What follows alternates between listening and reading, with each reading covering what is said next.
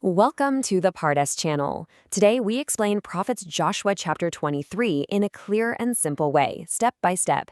We're diving into a profoundly pivotal moment in biblical history today.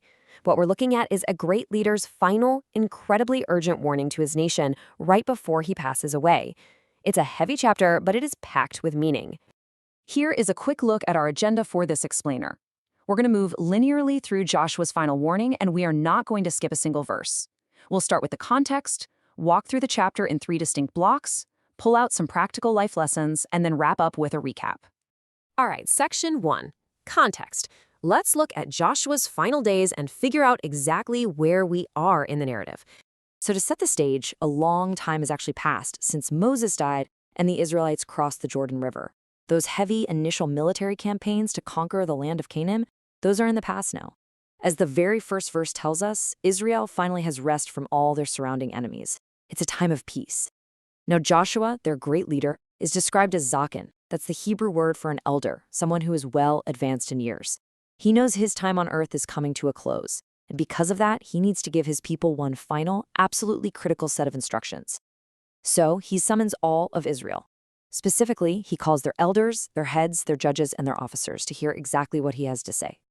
Okay, moving to section 2, our walkthrough of verses 1 through 5, focusing on God's past victories. Joshua begins this massive address by basically setting the record straight about how they actually achieved this current era of peace. Now think about this.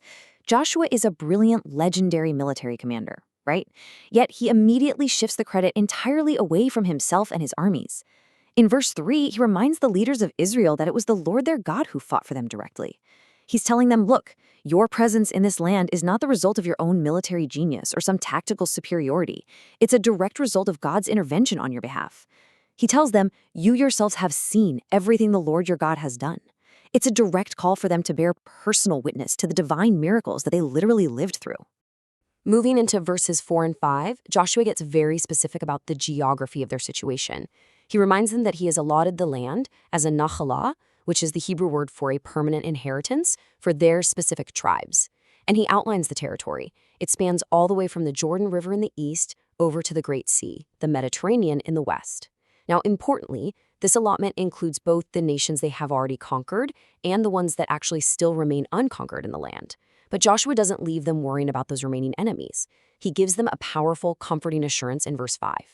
He tells them that God himself will continue to drive out these remaining nations, literally thrusting them out of the way so that Israel can fully possess the land exactly as God promised them.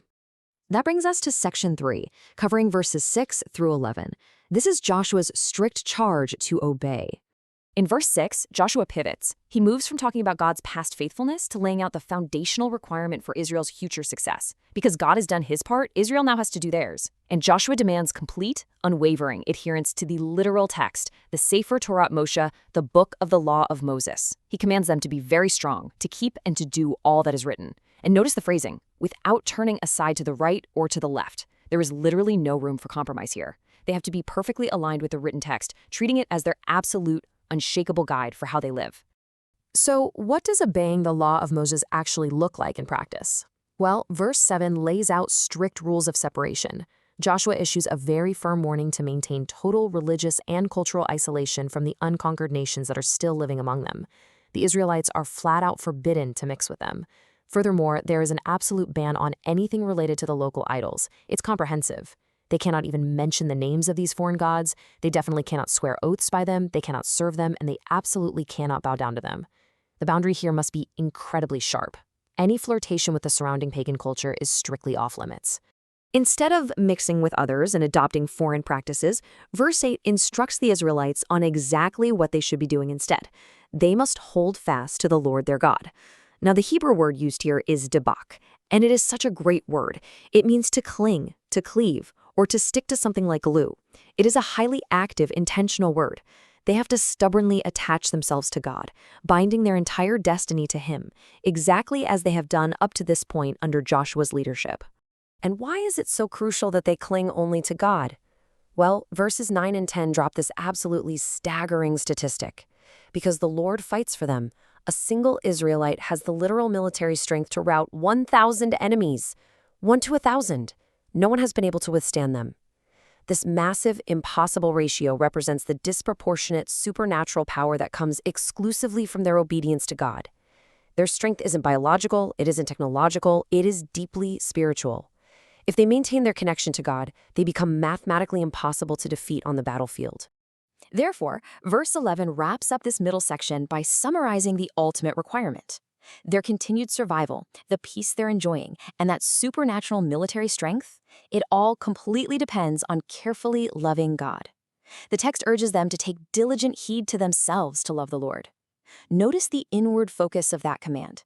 It's not just about robotic, outward compliance. It's about an active, vigilant, deeply personal love that requires their full, conscious attention to maintain every single day.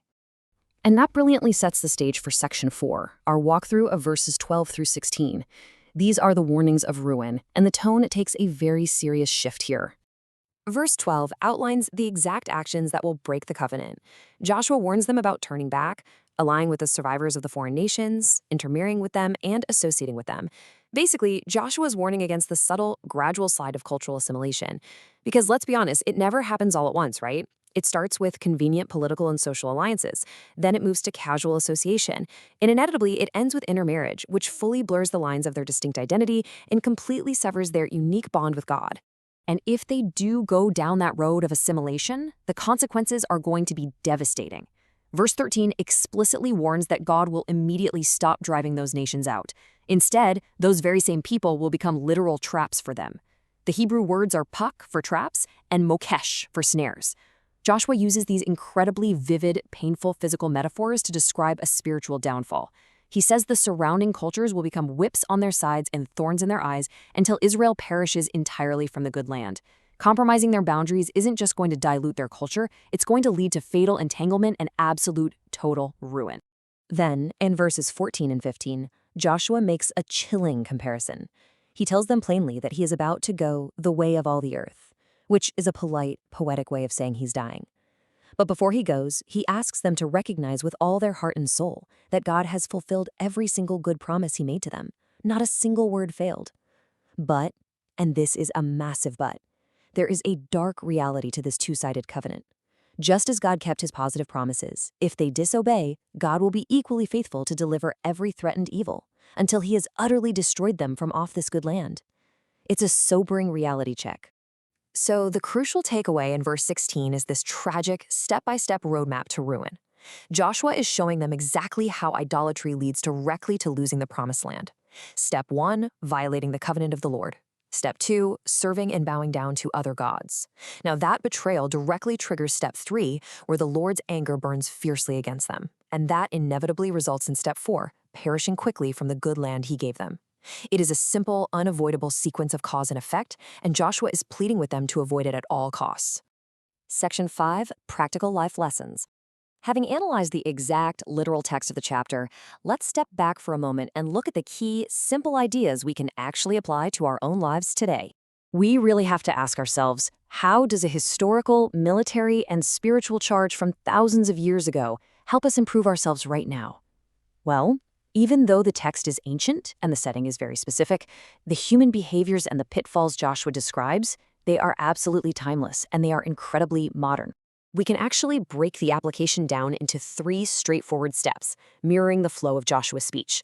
First, we learn to actively count the times we've been helped or blessed in our past, giving credit where it's due instead of just relying solely on our own ego and thinking we did it all ourselves.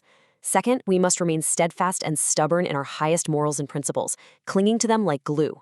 Remember that word debak? Refusing to turn to the right or the left.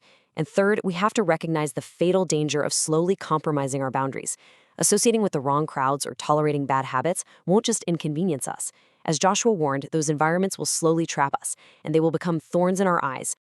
And that brings us to our final section, Section 6. Let's do a quick chapter recap to cement everything we've just learned in this explainer. To sum it all up, Joshua's old age prompts him to gather all the national leaders for one final, urgent address. He humbly credits God entirely for their geographical conquests and the peace they currently enjoy. He strictly commands absolute adherence to the literal text of the Law of Moses without deviation. He delivers a stark, uncompromising warning against the slippery slope of cultural assimilation, intermarriage, and idolatry. And ultimately, he reminds them that their covenant with God guarantees immense blessings for obedience, but absolute destruction for betrayal.